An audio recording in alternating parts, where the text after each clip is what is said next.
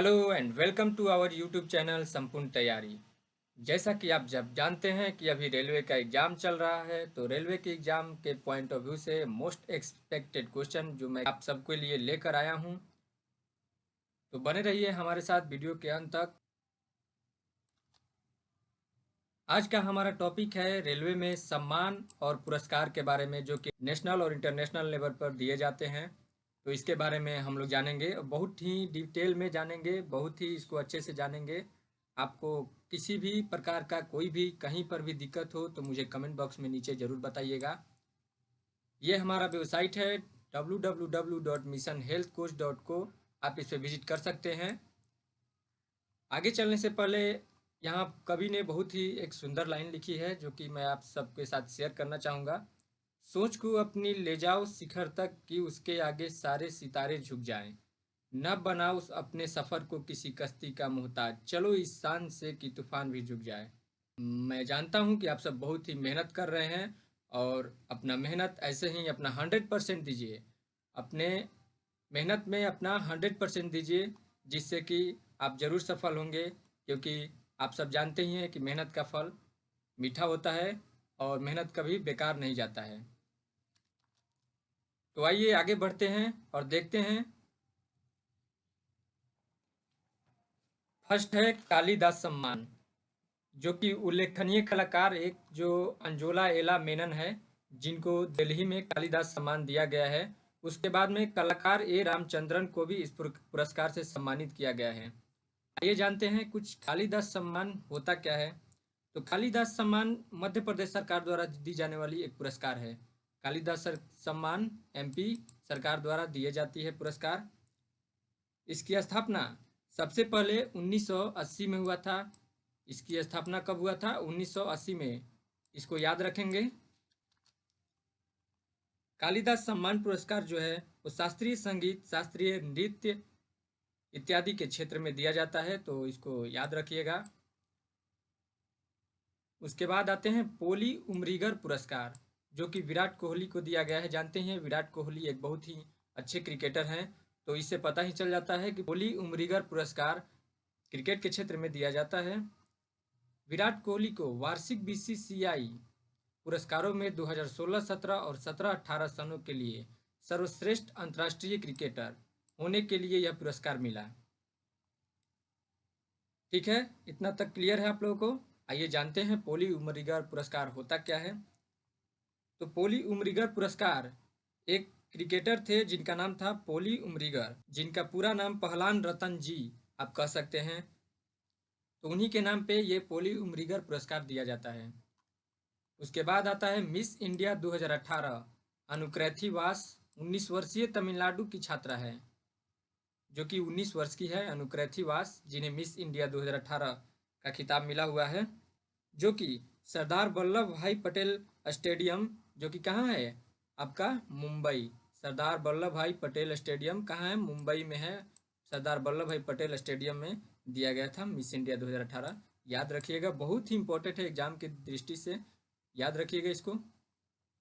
IIFA award 2018 में सर्वश्रेष्ठ अभिनेता पुरस्कार इरफान खान को दिया गया है।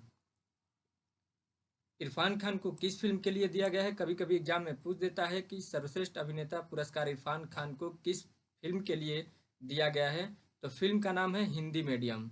फिल्म का नाम है हिंदी मीडियम। तो सबसे पहले क्वेश्चन यहाँ पर यह आता है कि IIFA होता क्या है। तो इसका फुल फॉर्म होता है इंटरनेशनल इंडियन फिल्म एकेडमी। ठीक है। फिर IIFA अवार्ड 2018 में सर्वश्रेष्ठ अभिनेता पुरस्कार महिला को किसे दिया गया है? वो है विद्या बालन। किस फिल्म के लिए? तुम्हारी सुल्लू।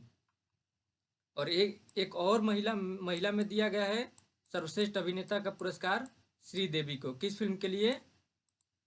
मॉम। मॉम आप सब जानते ही हैं, देखे भी होंगे शायद। मॉम मूवी एक आई थी श्रीदेवी की, जो कि सर्वश्रेष्ठ अभिनेत्री का पुरस्कार, बेस्ट एक्ट्रेस पुरस्कार मिल चुका है उन्हें।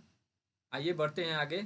आगे बढ़ने से पहले वीडियो को लाइक कीजिए, सब्सक्राइब कीजिए, शेयर कीजिए। दोस्तों, इसके बाद हम लोग जानेंगे पद्म पुरस्कार 2018। पहले तो जानते हैं कि पद्म पुरस्कार होता क्या है। तो पद्म पुरस्कार भारत रत्न के बाद दिया जाने वाला दूसरा सर्वोच्च नागरिक पुरस्कार होता है। यह पुरस्कार किस किस क्षेत्र में दिया जाता है, यह भी क्वेश्चन यहाँ से आता है। तो यह पुरस्कार विज्ञान, इंजीनियरिंग, समाज सेवा, कला, उद्योग, चिकित्सा, साहित्य, बहुत से मतलब कि इत्यादि ये सब जो क्षेत्र हैं इनमें दिया जाता है। तो ये सब ध्यान रखिएगा, किस किस क्षेत्र में दिया जाता है। चिकित्सा के क्षेत्र में, साहित्य के क्षेत्र में, शिक्षा, खेल कूद, सिविल सेवा, इंजीनियरिंग, व्यापार इत्यादि के क्षेत्र में दिया जाता है। अब क्वेश्चन ये आता है कि पद्म पुरस्कार देता कौन है। तो पद्म पुरस्कार राष्ट्रपति देता है। पद्म पुरस्कार मिलता कहाँ है, तो पद्म पुरस्कार राष्ट्रपति द्वारा राष्ट्रपति भवन में दिया जाता है। ठीक है। और प्रत्येक गणतंत्र दिवस के अवसर पर पद्म पुरस्कार को घोषित किया जाता है, जो कि मार्च या अप्रैल में दिया जाता है। पद्म पुरस्कार मार्च या अप्रैल में दिया जाता है। तो याद रखिएगा, काफ़ी इंपॉर्टेंट है। पद्म पुरस्कार के बारे में क्वेश्चन एग्जाम में बहुत आ रहे हैं और बहुत पूछे जाते हैं। हो सकता है आने वाले एग्जाम में पद्म पुरस्कार से रिलेटेड कोई क्वेश्चन पूछ दे, तो इसको आप अच्छे से कर लीजिएगा, बहुत ही इंपॉर्टेंट है, याद रखिएगा। ठीक है। अब आते हैं कि दो पद्म पुरस्कार जो 2018 है उसमें क्या हुआ है कि पद्म पुरस्कार 2018 है, उसमें टोटल 85 पुरस्कार दिए जाएंगे।